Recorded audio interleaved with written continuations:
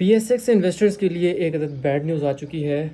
एक new proposal जो है वो सबमिट किया गया है एक नए टैक्स के लिए कि हर बाइंग एंड सेलिंग के ऊपर, हर शेयर के ऊपर 0.1% जो है वो टैक्स लगाया जाएगा गवर्नमेंट की तरफ से, जो कि गवर्नमेंट के खाते में जाएगा। पहले ही बहुत सारे टैक्सेस हैं। उसके अंदर स्टॉक मार्केट के अंदर जब हम इन्वेस्ट करते हैं, मतलब बाय सेल करते हैं, उसके अलावा भी बहुत सारी चीज़ें आती हैं, उसमें बहुत सारे टैक्सेस आते हैं और अच्छा खासा जो है वो उसमें एक अमाउंट बन जाती है टैक्सेस मिला के। ब्रोकर फीसेज अलग होती हैं। तो अभी एक नई जो है इन्होंने एक कहानी शुरू कर दी है कि जी 0.1% हर शेयर के ऊपर दोबारा आपको टैक्स देना पड़ेगा।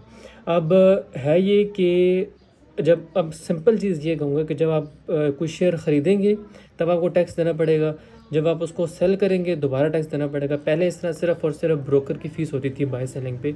अब वो तो होगी, साथ साथ एक गवर्नमेंट का अलग से टैक्स भी आ जाएगा। वैसे तो 0.1% कोई इतनी बड़ी अमाउंट लगती नहीं है, लेकिन डेफिनेटली जो लोग बड़ी इन्वेस्टमेंट्स करते हैं या फिर डेली ट्रेडिंग करते हैं उनके लिए ये काफ़ी ज़्यादा जो वो बड़ी अमाउंट हो सकती है। क्योंकि अगर आप 10 लाख रुपए इन्वेस्ट कर रहे हैं एक शेयर के अंदर, तो आपको उसके अंदर तकरीबन 1000 रुपये जो है वो आपको टैक्स देना पड़ेगा एक एक बारी में। अगर आप सिर्फ बाय करते हैं 1000 रुपये, तब सेल करते हैं दोबारा फिर 1000 रुपये। जो लोग डे ट्रेडिंग करते हैं, स्विंग ट्रेडिंग कर रहे होते हैं, उनके लिए काफ़ी बड़ी अमाउंट हो जाएगी, क्योंकि वो डेली के बेसिस पे बाय सेल कर रहे होते हैं। जो लोग लॉन्ग टर्म इन्वेस्टमेंट करते हैं, चलो उनके लिए फिर इतनी ज़्यादा जो है वो अमाउंट नहीं बनती है। अब प्रॉब्लम ये है कि अगर ऐसा होगा, ठीक है, तो इन्वेस्टर्स के लिए डेफिनेटली प्रॉब्लम होगा। जो स्टॉक मार्केट के अंदर न्यू इन्वेस्टर्स हैं वो थोड़े से मतलब डेफिनेटली परेशान होंगे, टेंशन होगी उनको कि यार अब मज़ीद जो वो टैक्सेस देने पड़ेंगे हमें और एंड मतलब इस तरह की चीज़ें।